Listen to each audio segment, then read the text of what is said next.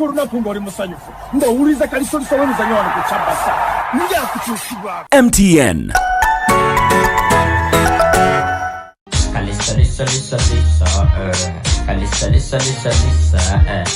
Webyo mizanya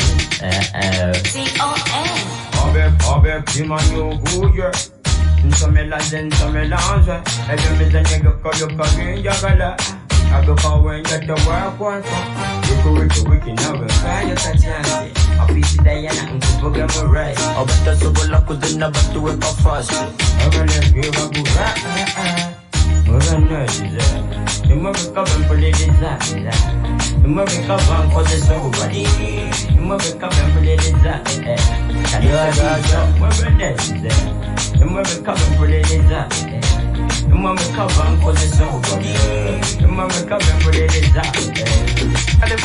obodowa embezi yayongedde okula era nga MTN egamba nti ino zigaziye nene okufa era nga tuga nti bw'olodinga ddwere bundles eze MTN wenna obeera otya obeera migo gamba ne tugamba nti nno bw'olodinga ddwere bundles esinye 25 kati ofuna embezi 3 bw'olodinga 1000 ofuna 180 onyiga kamunyenye mu 5 0 kamunyenye mu 0 kadala akozesa daily bundle yona joli nkwebaza okwanti otuwuliriza njagala okwebaza ennyo abantu mwenna abazuzikiddeko wa family ya Mulumba ya marehemu Mulumba Sheikh Mulumba yafiiriddwa omwana ya musikawe Hamza twamuzise jjo erukalu Hajji Shafik Mulumba abebaza nnyo mwenna abantu abangi ennyo abazze okumuzikirako nituga nti inna lillahi wa inna ilaihi rajiuna nenkujukiza edduwa ya Hajji Katongole Musa Katongole ya 26 wali nakasajja essaawa 3 26 essaawa 3 mujje tusabira Hajji Musa Katongole otujja okubeera mwenna duiro mwenna abawulira obulungi nga abawulira omulanga guno nomukola duiro mwebale nnyo oyamba mubiri gwo obulamu bwo kikulu twafunyeyo omuntu omulala akola duiro adduka kilomita 8 wasula wazi nasanyuse nnyo yenna n'abeebaza nnyo you inspired him to do it and he goes 8 kilometers every 2 days which is something very good nnyo abebunamayamba jjukiza lookinga motokayo ng'ovuga ensawo muzijje mu madirisa esimu muteke mu kapoketi kana akerugi bw'obeera mu layini bannange bano abaana bato babye omukazi wali ku bbawula kata balumbanga batawulira kati ensawo yadde azireseewo azirese mabega wano zirabika abaana bwakubeno bayingira simu ensawo buli kimu napukapaani bafuluma omukazi nayimira bwe nga tamanyi kyakola ne badduka ne bagenda batambula mpula ne bagenda kati tobakkiriza ate emmotoka erina buutu tolina nsonga lwaki tokwata nsawo n'ogisiba mu buutu yo toleka bintu wano bibani locking emmotoka ate waliwo okulookinga ng'ate endabirwamu eri wansi locking endabirwamu teeka midi naye nazo bazaabya bano baasusse okay happy birthday greetings endeta bagayi omukyala nalunanca Esther Werubya Mapeera ayagaliza ssengawe Majori Semakula amazaalibwa g'emyaka 89 amalungi Ruth Nakai babugembe bagayi happy birthday abana kasi munyanzi kamisi mukwaya ne mama Esther Nancha aberubya bagaliza muganda wa Karim Lwanyaga amazaalibwa g'emyaka 28 yoga happy birthday greetings to Mr. Magarantege Ferdinand we Maokota Mpiji aweze emyaka 57 Catherine Nachizito mama Namazi Sharifa kutuminde nnyo Alfat Mutongole happy birthday belated birthday greetings my dear Alfat Mutongole mu Cairo International Bank. From all your friends and family to Gamba Alfat, blow more and million candles. Nyanzi Joseph Ndeje, Sarongo Kabanda Kutumidenyo. Happy birthday to the one and only John Farmer. Njagala kusoma message ya John Farmer jibakuwereza gamba sagala kutukulya zamanya. Esooka gosoko mweleze message y'ekifulusi. Message y'ekifulusi mwananga toyanze kati nga osi kutema kifulusi ku Masengere atugenda kutema tusale cake ya watermelon. Tuwe juice tuliye watermelon tugayo obusigo. Happy birthday John Farmer. Tugenda kunywa ngabwe tuligaya. Obonywa juice ngabwe watermelon. Obako buli official obugende wa Don Farmer bwe buno. Many happy birthday wishes to Don Farmer, my breeze. My breeze? You are the most thoughtful, persistent, resilient, and kind-hearted person ever. Oh, yeah. That is why loving you is always easy for me. Happy birthday, Thalo. from Nalo. Dr. Florence Nsereko, PhD. My prison! Kati nchirabira ddala why they are sweet like watermelons. Because the professor is a PhD. Okay, happy birthday bako bugende wa Katumba Shafiru awezeze emyaka 3 okuva Tata Majidu Mugerwa ne mama bakwagaliza birungi byerere ate ne happy birthday obaka obugende wa Malaika Ashura Kakoza from your mother Kansala Narubyai Zahara Jajja Murungi wali ekimanya Masaka bakwagaliza birungi happy birthday. Okay.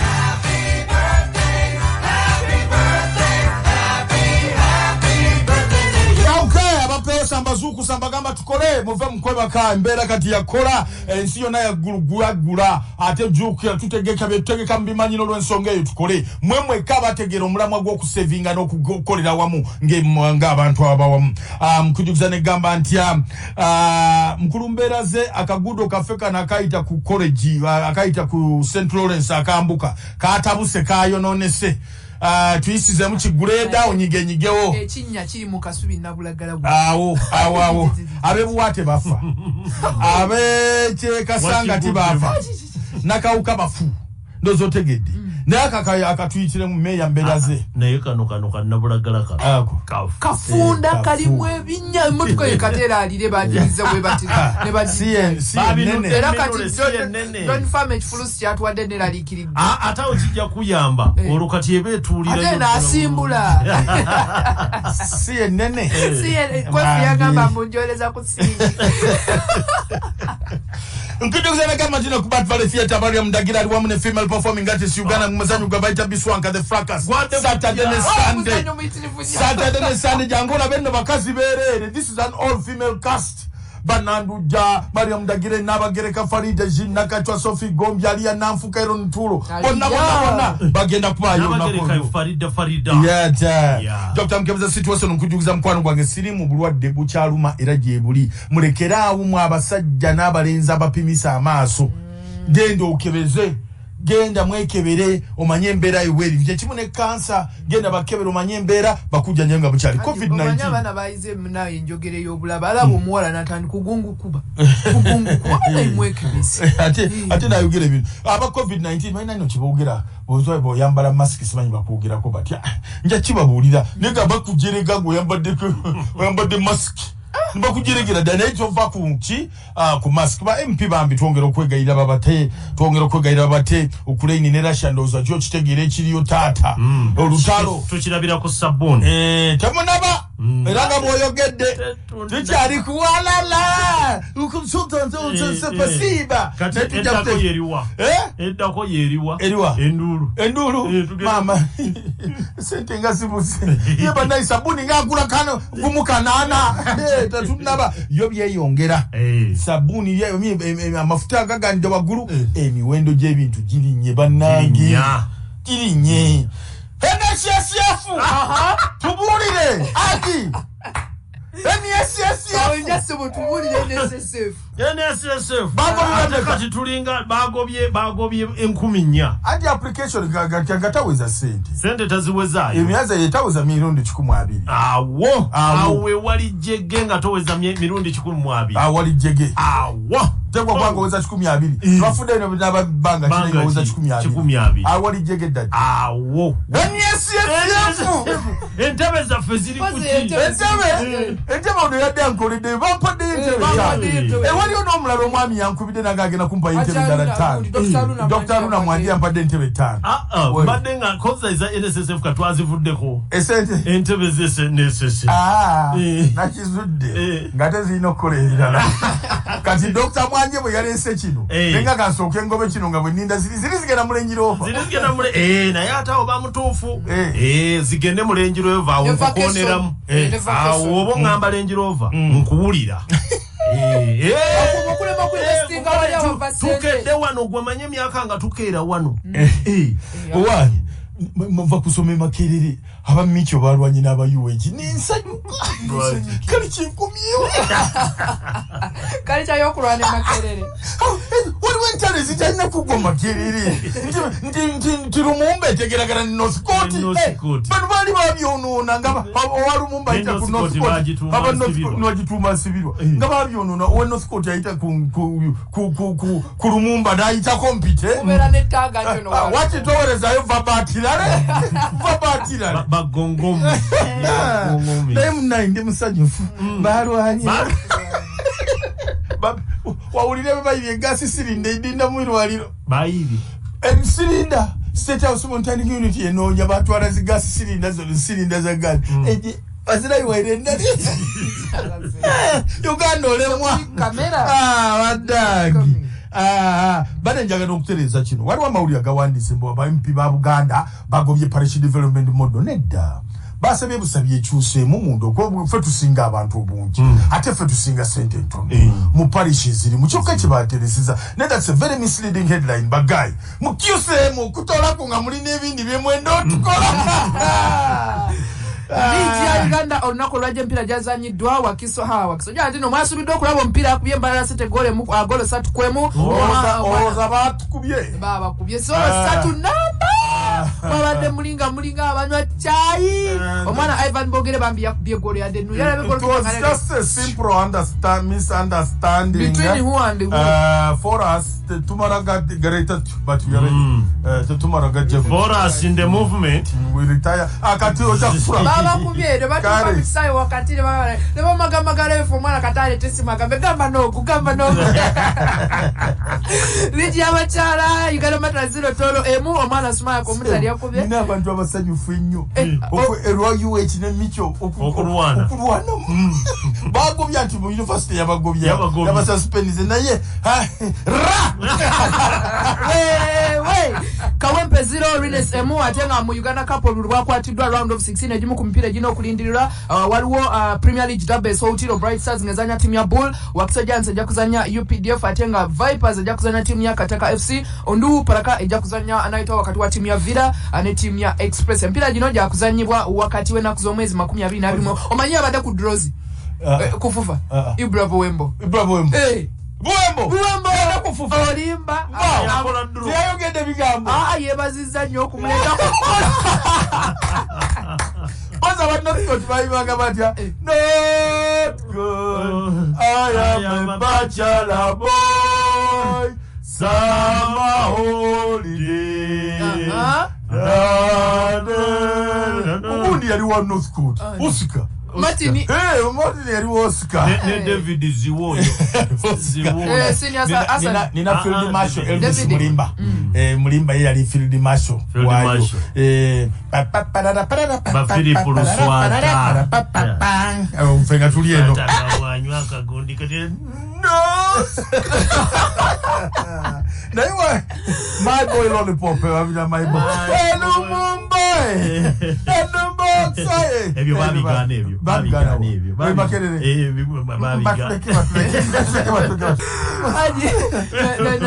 Jaja mbuza ko jawo kati mugera kola muti omuti gwagaje omuti gwa kikati andi yebagana muti waliwo ekika kyogere baagala okuyisaawo oluguudo naye ate omuti ogwabajjajja ab'ekika ekyo bagamba omutigwa naye kati gwe mukibi namwe muleke kutugira olugava ekika kyammwe lwaki kiremese enkulaakulana omuti serukululengejja lweru gwegwo guli wali kaggaba guzitowa milioni 5 ati onokwogera ne bajjajja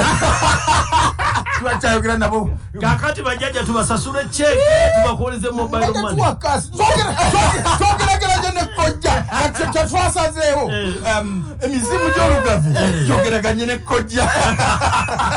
balabe basetolinga naye mutambulire mu 10 bakyaganye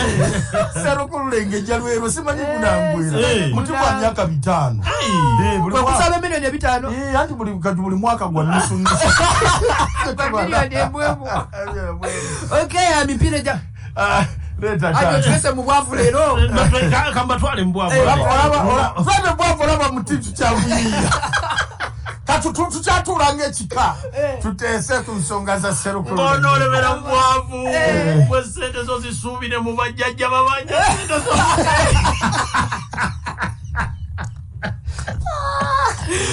Okay, mchala kulitabo mano mwala mwenange bera nga gwe toyinamu mpisa ya kutereka buli kigwawo okubira bbawo otawanya mikwano gye bajja kuko wabakulabe nga bakudduka buddusi naye bakakasa tujja kutegeeragana muti tujja kuyiya wango muti gote gwandiremesezza nkula tujja kuteesa sserukulu lengejja simanye gunangwira tukyayogera mkwagabuwa bera mukekereza mu buli mbeera yonna kubanga embeera ekyali y'amatankane owulidde embeera ekyayagala okwe ojja kubeera tukyali mu byawalaala mbeera tennatereera leka kwonoona ssente gy'olina ginyiga empola nyiga mpola abavubuka mubeere bagumiikiriza ku mirimu stop job hopping ate era omulimu ogumu gwe gukuwa ekitono gukutumbula ne gukutwala ku mulala ogukuwa ennyingi kati ate onoobeera otya gy'oli ng'otudde bakulabe ogenda ofuna ennyingi sigala ku guno ogukuwa ekitono gukutuusa ku mulala gukuwa ennyingi netumanya abakyala abali mu kusaba abasajja bongeze ku ssente z'akameeza mbw ebintu birinnye bakugambye n'ennyingiza yaffe yalinnye mutuggyeko akajanja nammwe mulaba ssente yalinnye netumanya abasajja abatayogera ssente ze basuubiramu NSSF awaka bawoza kati wasabye sinaba kyokka bamulabye mulayini musaati ya pinki bamulabye mulayini faananyi yadde mu mawulire bamulabye bamubuuza kati sente zona sinnagendayo moto yambaka abasajja motoka za mpaka bwetawogana tenyumisa leero Premier League ekomyewo Wolverhampton Wanderers egenda kuzanya Watford ssaawa 4 n'ekitundu Southampton bambi Newcastle bagenda ku St Mary's ku Southampton nga tuteekateeka okwegatta ku nsi yonna okukuza olunaku lwamu nesimanyi oba abantu bakimanyi nti Newcastle etiimu esinga obugagga e Bungereza tetulina okukibajjukiza waliwo omugagga ng'era straight tezimuyamba bale emmoroka z'empaka Kaliro Suga tukkirira Medibwete ali buleeke yagenze ndi muwagizi wa Medibwete bannaye Medibwete yatandika ddi okuvuga avugira ddala abeerayo eyo kati luno lwavuddeyo n'amaanyi naye Hajji abagambye abagenda e Kaliro enkya ssaawa 12 yajja kuba yatuuse dda wali ku super special stage baleme kulya bindaazi yagenda basanga balidde ebindaazi Hajji emmere agireeta ne ku sanda ali nammwe fenna nsaba kimu tuvuge empola ekkubo tulikwate bulungi nnyo safety kikulu nnyo ate bwe tutuuke ffeme kujoga abantu b'e Kaliro kulya bikaado byabwe kujja mu mmere yabwe mwatoola muogoye naye buli kintu mwakirya amayimba duuma mwamutwala amayumba mwayingira mwatwala abaana abakazi baife ebyo titwenda mujje mu motoka daimwe diwe mujje waimwe mutulekere piisi emirembe tikoba ono piisi ambe ono titwenda owulidde omusajja gubateekamu omutima gw'embizzi yafudde nenzijukire manyi banzijukiza waliwo omusajja wamuwulirako bamugjamu ensigo nobamuteekamu endala kati bamuteekamu endala kati ng'ekizibu tebamubuulira kyebamuteekamu nsiko si yali emuluma bamuteekamu endala kati naye ndoza bamuteekamu ya kisolo nga tamanyi nga bw'aba afuyisa awanika okugulu ng'embwa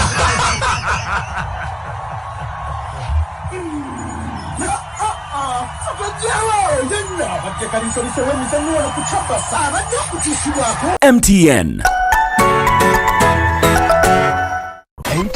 CBS FM